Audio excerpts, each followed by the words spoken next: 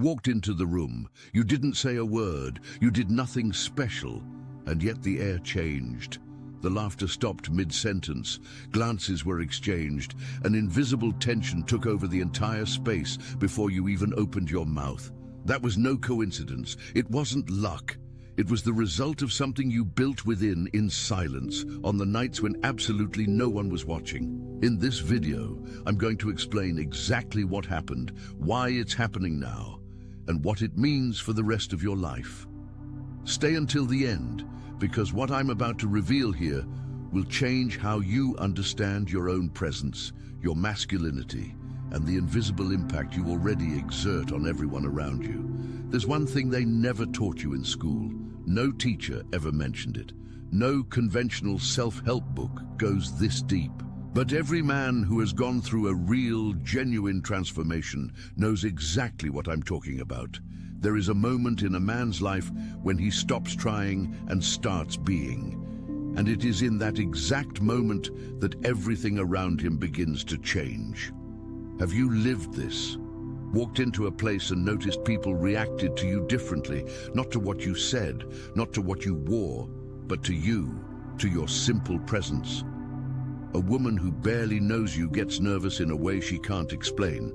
A man who never had a problem with you starts making jokes with a strange, pointed, unnecessary acidity. Someone who hardly spoke to you suddenly wants to know your opinion, your worldview, your story. If this has happened to you, pay attention. It's not about looks, it's not about money, it's not about social status, it's about energy. More specifically, it's about the kind of energy that forms when a man goes through the inner fire and does not break. This is what we'll unpack here today with depth, with science, with spirituality, and with real-life examples that will make everything click in a way no shallow explanation ever could. Let me tell you about Michael. Michael is 45, lives in Seattle, and for a good part of his adult life, he was the kind of man who felt he needed to prove himself constantly. He spoke loudly in meetings to make sure he was heard. He texted the attention. You need to prepare now. I put together an exclusive resource for those who feel set apart for something greater, but live surrounded by noise, distractions, and mental overload. This is a 30-day journey that will transform your life.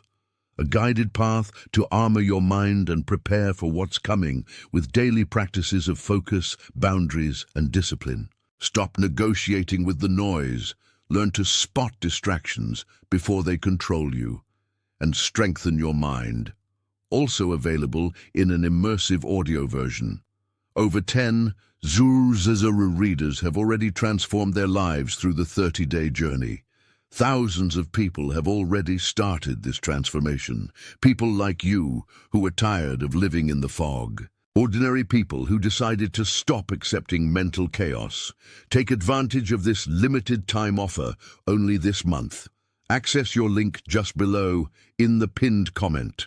Woman he liked first, often 2 or 3 times without a reply. He sought validation from friends before making any major decision.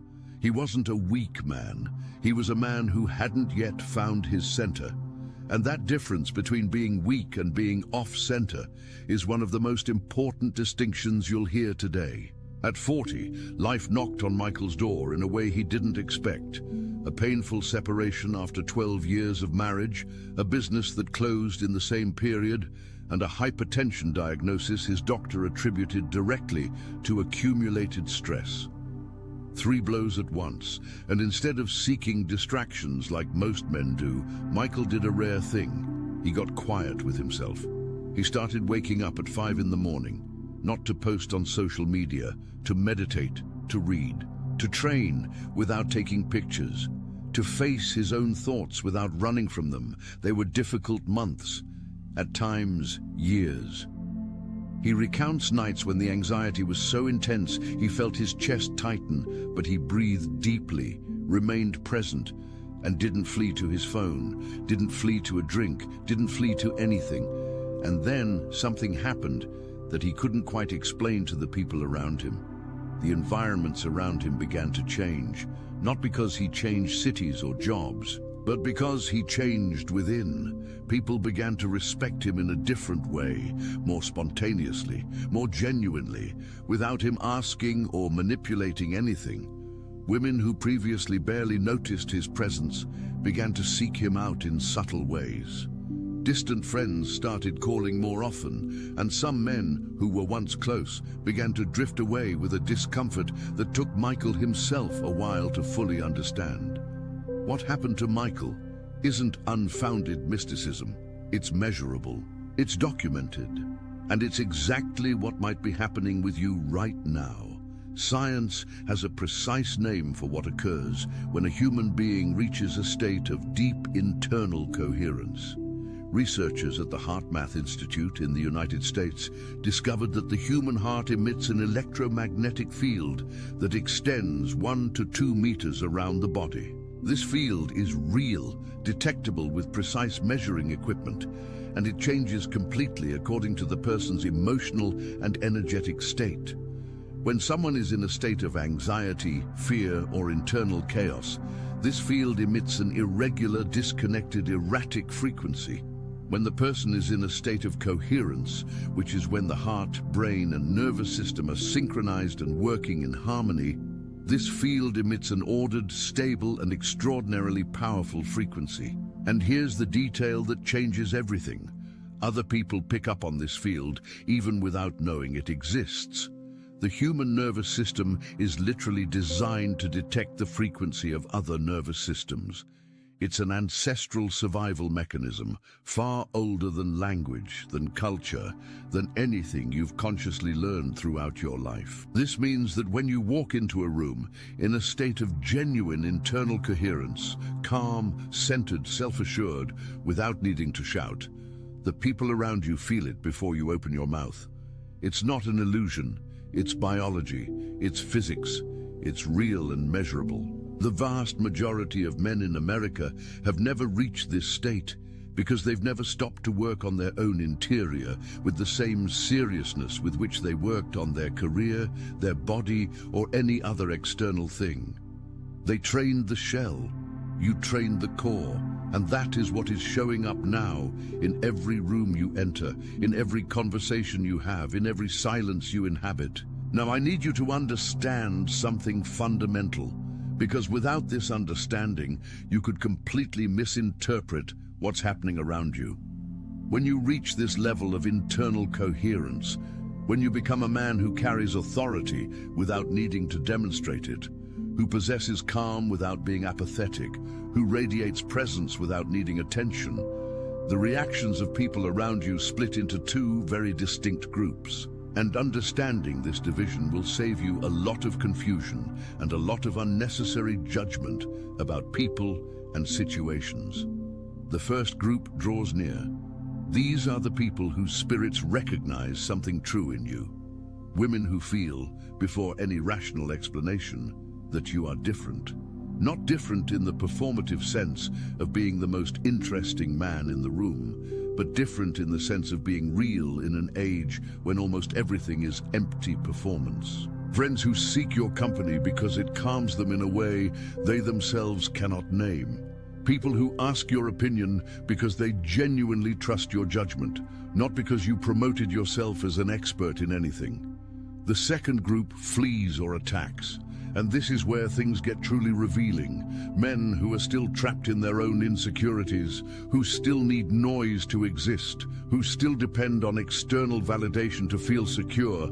These men feel your presence as a direct threat, not because you did anything to them, but because your calm exposes their chaos.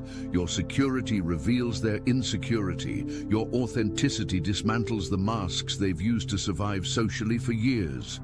And what do they do when they feel this way? Some attack with jokes in poor taste, testing to see if they can knock you off your axis.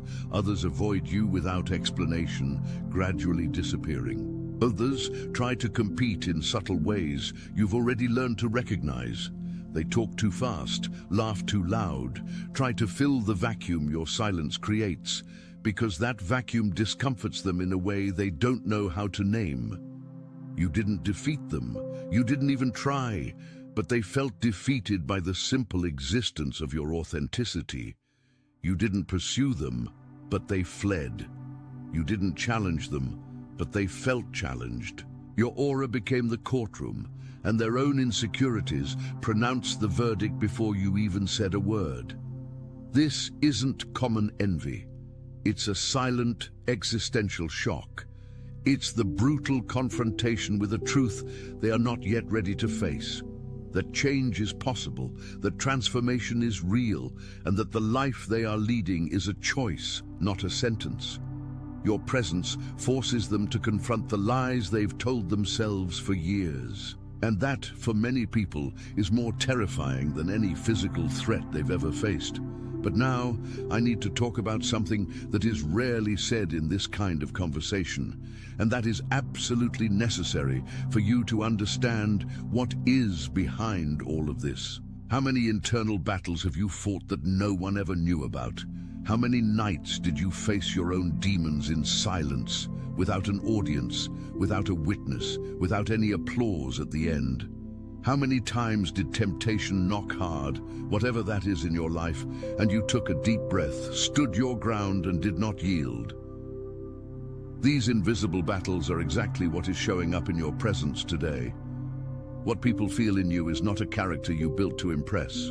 It is the real sum of every time you chose difficulty over comfort when no one was looking. It is the weight of every night you spent facing the truth about yourself, instead of fleeing from it to some easy distraction. You didn't become this by chance. You survived a war within yourself, and the scars of that war tell a story that the people around you feel before they rationally understand it. You carry the aura of a man who went through the fire and did not break. And this kind of presence cannot be bought, cannot be borrowed, and absolutely cannot be imitated. No one can fake this for long, because the body does not lie, the frequency does not lie, and the nervous systems of the people around detect the difference between the real and the imitation before the conscious mind perceives anything. It is this refinement that people envy, not your superficial shine, not what you have, but what your shine demanded of you to exist. The hidden cost that no one sees, the countless internal battles, the blood, the silence, the fire that forged you as iron is forged in flames, with pressure, with heat, with time. I'll bring you two historical examples that will clarify this in a way no theory alone can. Nelson Mandela spent 27 years in prison, 27 years.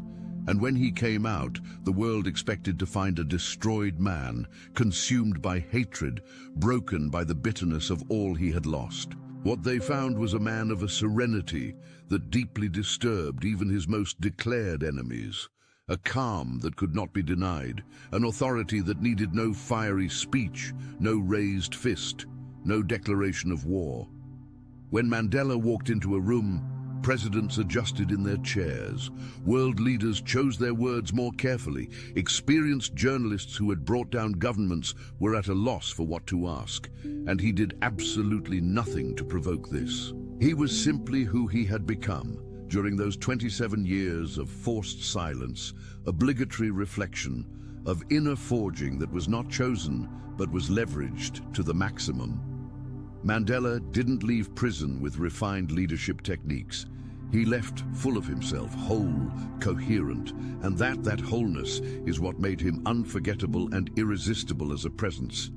Now think of Bruce Lee, a man who rarely lost his composure in public, who spoke slowly with a surgical precision that made everyone around him more attentive, who didn't need to prove anything to anyone because he had proven everything to himself, alone, in the silence of the daily training that no one saw. His presence in any environment transformed the atmosphere before he even spoke, not out of arrogance, not out of performance, out of total coherence between what he thought, what he said, and what he did. There was no empty space between his words and his actions. And that empty space, that internal inconsistency, is exactly what people detect in others without knowing how to name what they are detecting. These are extreme examples, but the principle is identical for you. What forged these figures was the same process that is forging you: the honest confrontation with your own shadow, the discipline cultivated without an audience, and the absolute refusal to sell out for cheap approval. Now I need to talk about something you are probably experiencing in the realm of relationships, and that many men interpret completely wrong. There is a huge difference between superficial attraction and deep attraction. And understanding this difference will completely change how you read the situations around you. Superficial attraction is driven by external triggers: physical appearance, social status, performative humor, explicit demonstration of power or wealth. It ignites quickly and extinguishes just as fast. It's the kind of attraction most men spend their entire lives trying to provoke, without ever understanding why it never lasts beyond the surface. Deep attraction works in a completely different way. It happens when a woman senses in you something she cannot name, but recognizes on a level that goes beyond the conscious mind. It's a resonance, an ancestral memory that her nervous system accesses when it encounters someone whose energy is true, stable, and genuinely safe. Women who have been through a lot, through trauma, through difficult relationships, through disappointments accumulated over the years, develop an extremely sensitive radar for authenticity. They have learned to distinguish, not always consciously but always bodily, between a man who is trying to seem safe and a man who actually is safe. This distinction is inscribed in their bodies at a level that precedes any rational thought, and when they encounter the second type, their reaction surprises even themselves. They get nervous in a different way, which isn't anxiety, but something closer to an awakening. They grow quiet when they would normally speak. They observe with an attention they cannot name. They seek your approval in subtle ways they often only perceive later. They become more careful with what they say in your presence, as if they intuitively know that what they say carries real weight. Women don't melt from your compliments. They awaken to your frequency. They feel, even before you open your mouth, a remembrance of something sacred they thought had completely disappeared in an entire generation of superficial men. They don't merely desire your attention. They yearn for the permission to surrender to what is real. And that desire is spiritual, far deeper than any romance, far older than any cultural trend. This isn't about you being more handsome or richer than other men. It's about you being more real. And in a world where performance has replaced presence in almost all relationships, that reality is rare enough to seem magnetic, unsettling, and absolutely irresistible to those who are ready to encounter it. Now I need to talk about elevated sexual energy, because this is a topic almost everyone treats superficially, and you deserve a perspective that goes far beyond what is normally discussed. In spiritual traditions spanning millennia and cultures, from India to China, from Greek philosophy to African and Native American traditions, sexual energy is considered the fundamental creative energy of the human being. Not just in the reproductive sense, but in the sense of life force, creative impulse, the inner flame that fuels everything a man manifests in the world. Most men let this energy dissipate in a disorganized and unconscious way, in relationships without substance, in digital content that drains without nourishing, in conversations that consume without building, in habits that promise immediate pleasure and deliver lasting emptiness. And this constant dissipation leaves a man with an opaque, shallow presence that has no real weight or gravity. The man who learns to contain and elevate this energy, not repress it in a neurotic sense that generates tension and imbalance, but to direct it with awareness and intention, experiences a transformation that goes far beyond the sexual aspect. He becomes more creative, more focused for increasingly longer periods, more present in conversations. more connected to his own insights and to the intuition that most men suffocate with excessive stimulus. His voice naturally becomes more resonant. His posture opens without effort. His gaze becomes firmer and at the same time gentler, more present, more capable of truly seeing the other.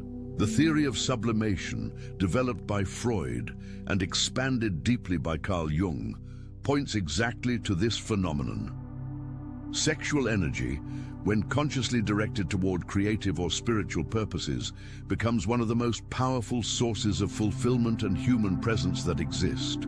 It's no coincidence that the greatest artists, athletes, spiritual leaders, and entrepreneurs in history have each reported, in their own way, processes of conscious redirection of this energy as a fundamental part of their transformations. When you stop wasting this energy and begin to inhabit it with intention, it literally changes how you present yourself to the world. Your elevated sexual energy is not chaotic or desperate. It is a sacred fire, contained, forged on the nights you faced your own demons in the darkness, breathing through temptation without being consumed. This containment, this mastery you've developed over your own inner fire, leaks through your skin, through the gravity of your posture, through the calm weight of your gaze. It is what makes your presence in a room something people feel before they understand. Now I'll bring you a practical framework, because what you've built up to here cannot remain just at the level of intellectual understanding. It needs to become daily practice. It needs to become a permanent way of life. The first pillar is active silence. Learn to inhabit silence without anxiety, without the compulsion to fill it. Most men fill silence out of fear of what might appear within it. The man who has developed internal coherence uses silence as a deliberate and powerful tool. When you stop talking to fill spaces and start speaking only when you have something real to say, the weight of your words increases in a way everyone around perceives instantly, even without knowing how to name what they've perceived. Try this in the next 24 hours. Before answering any question, whatever it is, take a pause of 2 to 3 seconds. Not to seem dramatic, to actually think before you speak. You'll notice people start to listen to you differently because they perceive that what you say has passed through a real filter before coming out. The second pillar is nervous system regulation. Your nervous system is the central operator of all your energy and all your presence. If it is chronically in threat mode, whether from accumulated stress, toxic relationships, excessive consumption of digital stimuli, or sleep deprivation, it emits a chaotic field that the people around you pick up before you utter a single word. Practices that regulate the nervous system are not a luxury for those with spare time. They are essential maintenance for who you are becoming. Deep and intentional breathing, meditation even if just for 10 minutes, consistent physical exercise, exposure to cold, real quality sleep, time in silence away from screens, all of these are direct entries into the state of coherence that transforms how you present yourself to the world. The third pillar is invisible discipline, the kind of discipline no one sees, but that everyone feels accumulated in you. It's not the discipline you post on social media for validation. It's the one you maintain when you're tired, when no one will know, when it would be infinitely easier to give in. Every time you choose the right path in absolute silence, you make a direct deposit into your account of internal integrity. And it is from this account that all your presence is fed. This account is not easily depleted, but it also isn't replenished with performance. Only with real action in silence. The fourth pillar is purity of intention. This is one of the most difficult and one of the most transformative. When you act from pure intentions, not to impress, not to manipulate, not to prove anything to anyone, people feel this in a way that goes completely beyond rational logic. Purity of intention is not naivety, it is clarity. It is knowing with precision the why behind every action you take and ensuring that this why is aligned with who you have chosen to be, regardless of the outcome that appears. The fifth pillar is detachment from outcomes. One of the greatest destroyers of genuine masculine presence is dependence on external recognition. The man who acts well because he expects approval will eternally oscillate between pride and bitterness as the world responds or fails to respond. The man who acts well because that is his internal standard remains absolutely stable regardless of any external response. And that stability, that unshakability, which does not depend on any validation, is exactly what makes your presence be perceived as something that cannot be manipulated, bought, or threatened. Your nervous system is no longer for rent. No one can hijack your emotions. No one can bait you into explosions that diminish you. And the people around you feel this internal sovereignty before you say a word. It is what commands the environment before you even open your mouth. I need to talk about something that is rarely said with honesty in this kind of conversation, about the loneliness that accompanies real transformation. When you truly change, not everyone around you can keep up with that change, and not because they are bad or envious people, but because the genuine growth of one person often forces everyone around to confront their own stagnation. And that is deeply uncomfortable for those who are not yet ready to move. You'll notice that some friendships that seemed solid begin to fade without explanation. Conversations that once flowed naturally become strange, laden with a tension no one names. The feeling of being on a different wavelength from the people who were once closest to you. This isn't arrogance. It's not you judging yourself superior to anyone. It's the natural and inevitable result of when a person grows for real. Your circle doesn't disappear, it transforms. The people who are compatible with who you are becoming will appear with a naturalness that will surprise you. But the transition period can be lonely, and it's essential that you know this temporary loneliness is part of the price of real transformation. It is not a sign you did something wrong. It is a sign you are on the right path. The greatest men in history went through deep periods of isolation before their greatest contributions. Buddha withdrew for years before attaining enlightenment. Mandela endured decades of confinement that forged the authority that would change an entire country. Muhammad Ali lost the best years of his career for refusing to betray his principles, and emerged from that period as a legend who transcended sport. The loneliness that accompanies real growth is not a punishment, it is a laboratory.